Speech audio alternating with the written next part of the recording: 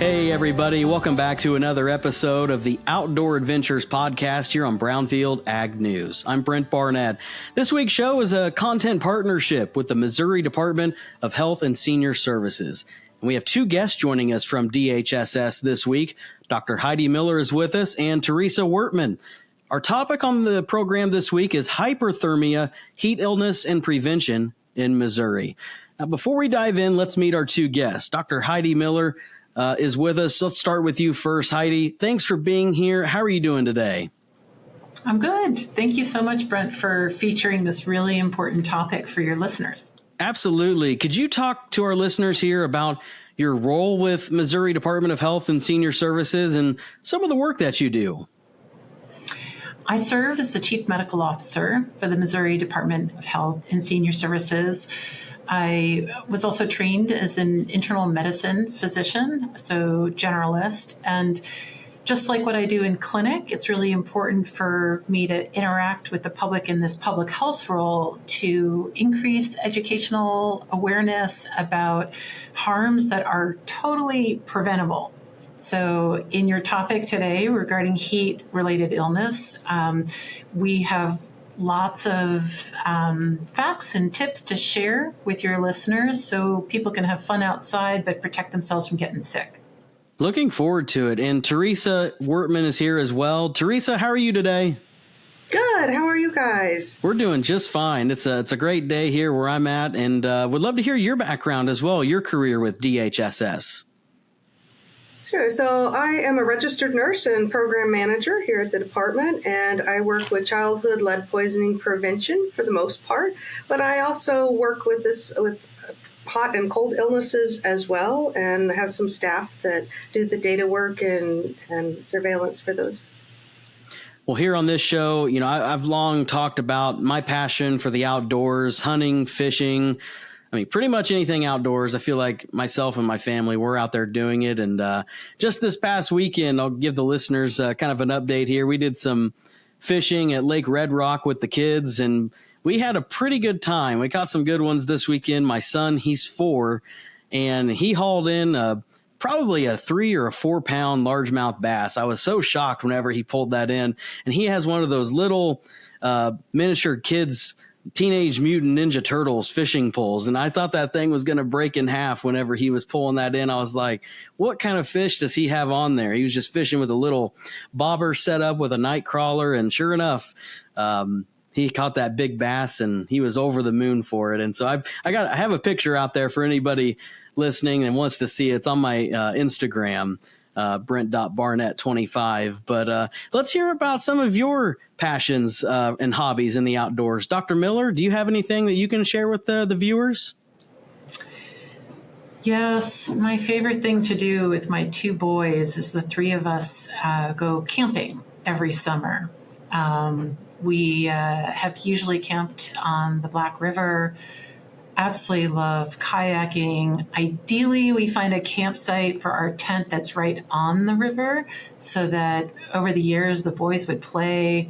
We used to stay by a bluff where they would take a wiffle bat and throw up rocks and hit it as a baseball bat, and that would entertain them for hours.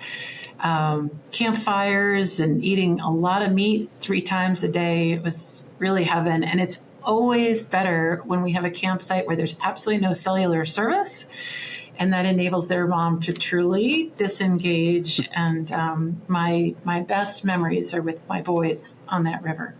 Oh, that's fantastic. I love hearing about those lifelong memories. Teresa, how about you? Sure. Our families are campers as well. We love going to the state park system in Missouri, and we are national park junkies, and we like to go hike. So we have been to 40 of the 63 national park designations. So we certainly enjoy getting outdoors, hitting the trails, and experiencing nature. I love to hear it. Yeah, whenever I was a kid, we went camping all the time with family.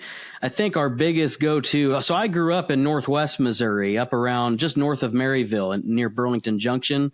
And we always went camping at Big Lake near Mound City. That was a big spot for us to go camping. And so plenty of memories there with my mom and dad, my brother, my grandparents, and aunts and uncles even went as well. So always I definitely can relate to that. Those are good memories. So as we mentioned here at the top of the show, our topic is hyperthermia, heat illness, and prevention in Missouri. So Dr. Miller, let's kind of start with you here. Can you discuss with the listeners what is hyperthermia? Hyperthermia, otherwise known as heat-related illnesses, are physical problems that happen when we have too much heat exposure. And it's not just being hot or feeling hot, it's actually a pathological state. It is an unhealthy state where our body absorbs or generates more heat than we're able to release. And then our core temperature rises dangerously high. And in certain circumstances, it can lead to death. The good news is that it is totally preventable. And there are some good, helpful warning signs for it. And I also want to mention that there is like a number of conditions that are considered heat-related illnesses. So initially, people can get a rash or they might get some swelling. With more severe heat exposure, they may develop cramps. Those cramps can be spontaneous and spastic, and they can occur in the abdomen, the muscles in the abdomen or in the arms. And then with more heat exposure, people can develop heat exhaustion, which can involve some confusion, nausea, vomiting. And then the worst heat-related illness is heat stroke. If somebody has heat stroke, they may be confused, they might pass out, and that requires calling 911. All of these conditions are amenable to immediate cooling, but I'll stop right there just to let you know that there's a collection of heat-related illnesses. And Dr. Miller, just a follow-up there. Do I understand correctly that one of those there, heat stroke that you mentioned, that can happen faster than people think? Yes. And there are warning signs, but the warning signs may not come in a predictable order. When somebody has heat stroke, their temperature may be 104 degrees. And before they recognize that, they may get confused and they may feel weak. And the difference between having heat exhaustion and then having the more severe heat stroke is that with heat exhaustion, the body is still trying to cool itself. So the skin may be cool as the body tries to evaporate fluid off, but with heat stroke, the skin is just hot, sometimes a little bit red, and that shows that the person is not sweating anymore. Their protective mechanism of losing heat naturally isn't working anymore, and somebody needs an emergent evacuation. Teresa, I think it's also good to understand who's at risk. Can you help us out with that? Absolutely. Pretty much anyone is at risk for heat stroke, but some groups are more vulnerable than others. Older adults are particularly vulnerable, as well as infants and young children, pregnant women, athletes and outdoor workers, as well as anyone without access to air conditioning. Very good. Dr. Miller, let's kind of continue this topic here.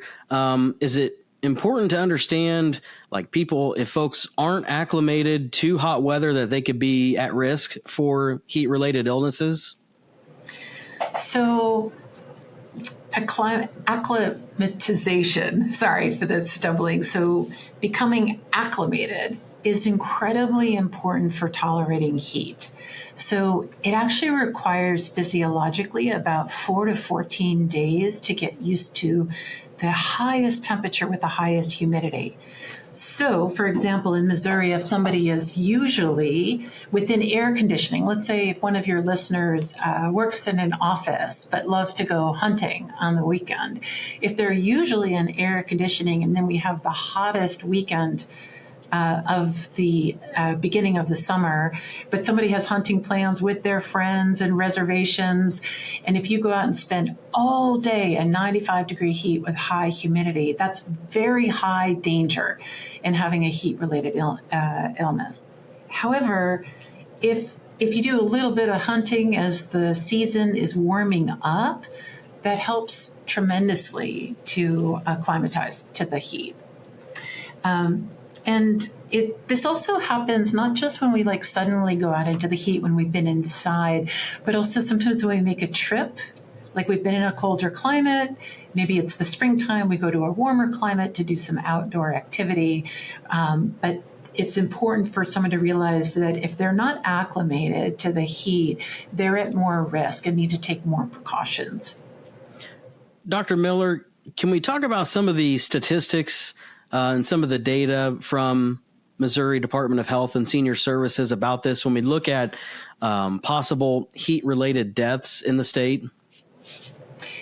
Yeah, so our public health data records about 23 to 35 deaths from hyperthermia or heat-related illness per year in the state of Missouri. We actually think that there are more than that because there may be an underreporting of heat-related illness. The striking thing is that this is 100% preventable.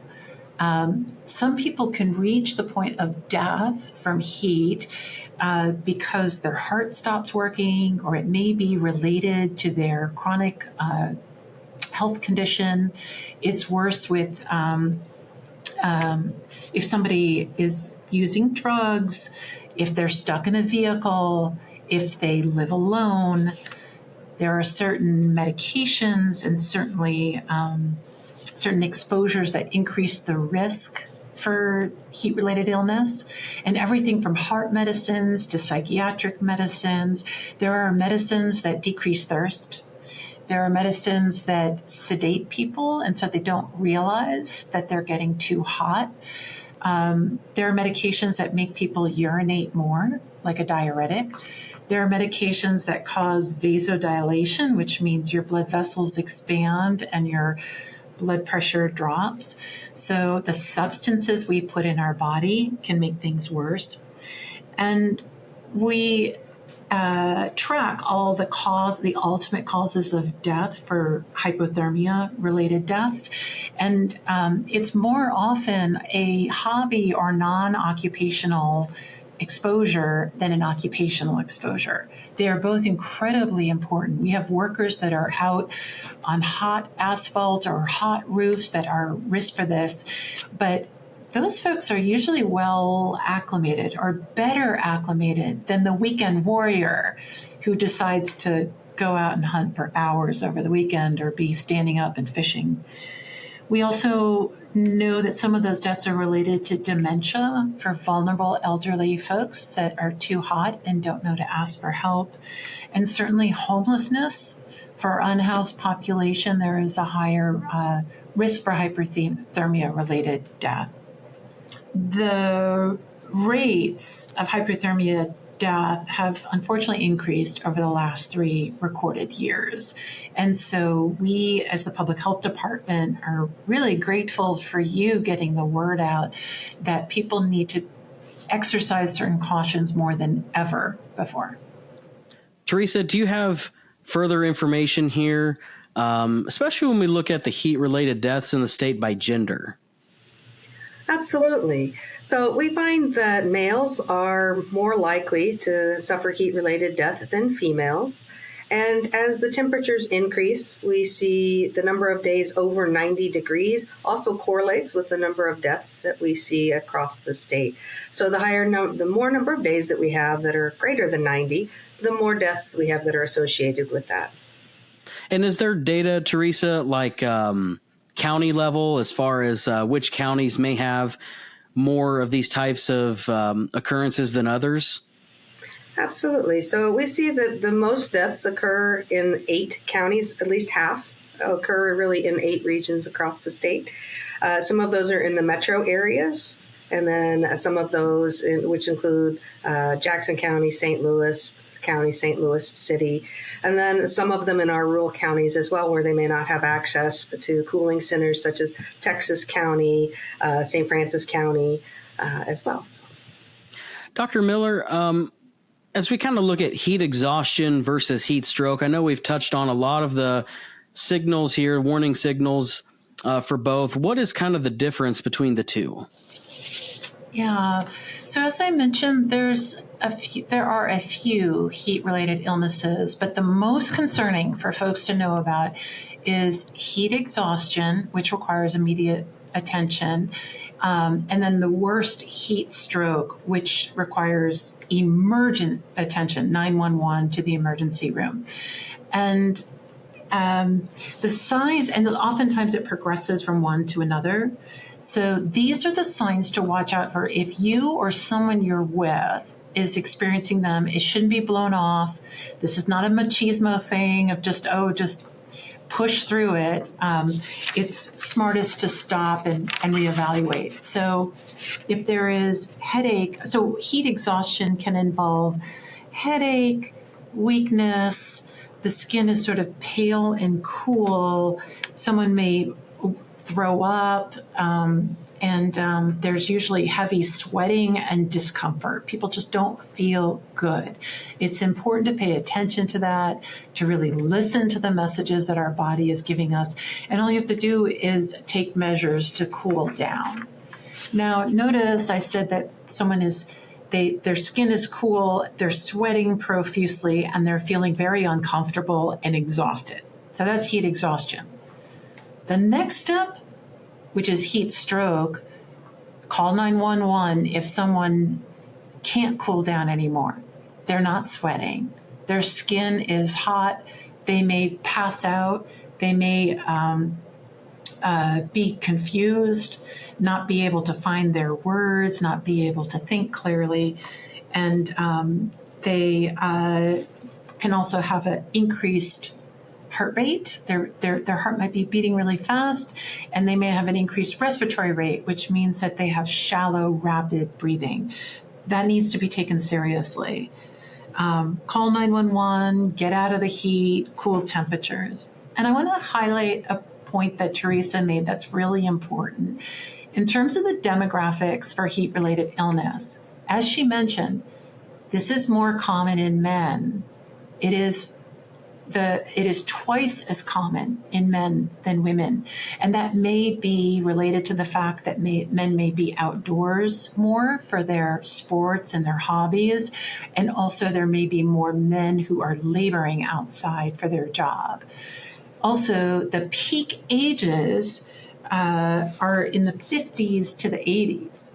So by numbers, we have the highest number of deaths of men between their 50s and 80s, and I wonder if that is pertinent to your listening audience. Now, technically, really little children and the elderly are most vulnerable. We need to do everything we can to protect them, but they're usually not out fishing, hiking, and necessarily camping, though they are certainly at risk there. Really great information here, and I think it really relates to our listening audience here on the Outdoor Adventures podcast, because our listeners spend a lot of time outdoors. It's very important to know why it's important to have some of those safety tips, the ability to identify if there is a problem, because they are outdoors a whole bunch, which we encourage here on the program. So, Teresa, as we kind of wind down here on the interview, what are some prevention tips and messaging that's important for people as they go outdoors and enjoy their activities? Absolutely. So this part's pretty simple, but it's often ignored, is hydrate. We need to make sure that you're drinking plenty of water to be able to replace water that you're losing through sweat. Avoid alcohol because it's not going to hydrate you. Even if you are not thirsty, you should be drinking plenty of water during the day. Dress smartly with your clothing and your gear. Make sure you're wearing lightweight clothing, light colored, loose fitting.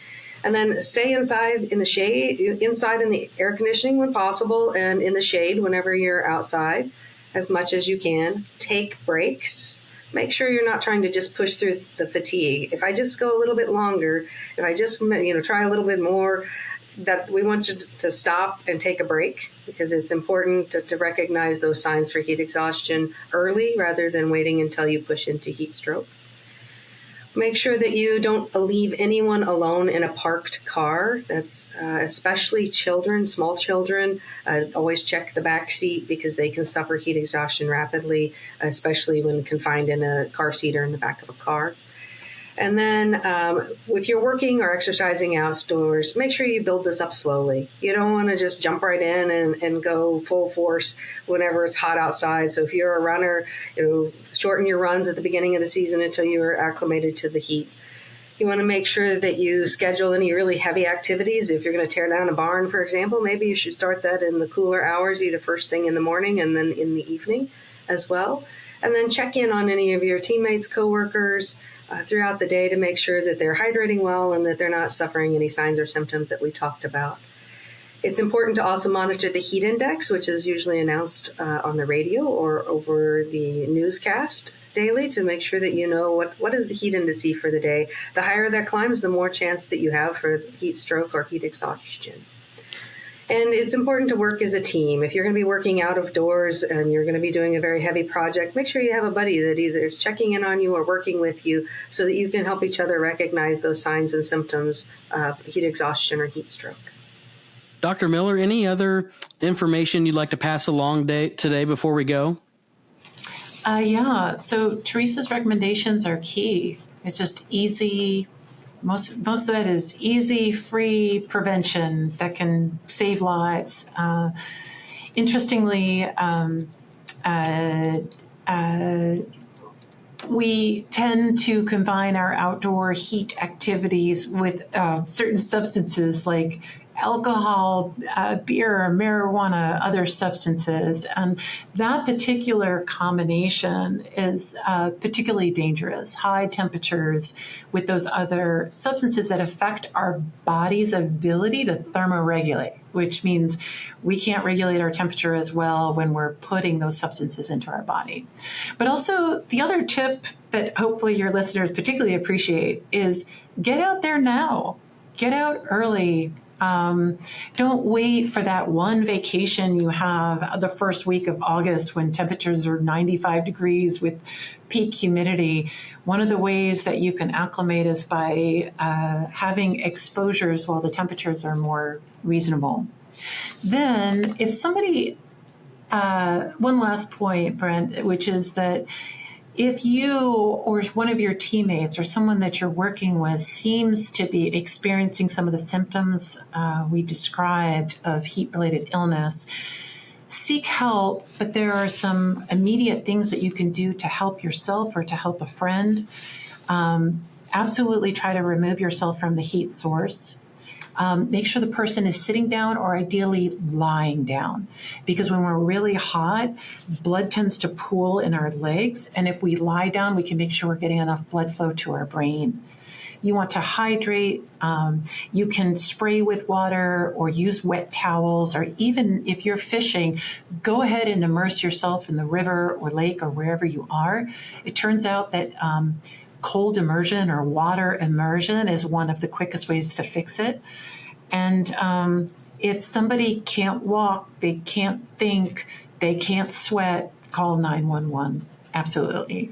And I wish you and your listeners a really safe and beautiful summer for safety. And we really, really thank you for having us today. Yes, thank you for being here on the show. Great information. I hope the listeners can take some good tips from it. So, Dr. Miller, if listeners want any more information on hyperthermia or even some of the cooling centers throughout the state, is there a website they can go to for Missouri Department of Health and Senior Services? Yeah, so the easiest way to find it, if anybody just searches in the internet for Cooling Centers Missouri, that usually will get the list. Or you can do Cooling Centers Missouri Department of Health and Senior Services. And there are resources online about hyperthermia, both from our academic institutions and from our Department of Health, as well as at the CDC. Teresa, any other resources that I'm missing? Definitely do health.mo.gov is our website and landing page as well, and you can find lots of resources for a variety of conditions on our website as well. Thank you both so much for coming on the show. And if you get outdoors, have some fun and make some more memories, all right? Thank you, Brent. Thank you. Dr. Heidi Miller and Teresa Wortmann joining us here from Missouri Department of Health and Senior Services. This week's program has been a content partnership with Missouri DHSS. I'm Brent Barnett with Brownfield and the Outdoor Adventures podcast. We'll catch you next week on the program, and have a great weekend.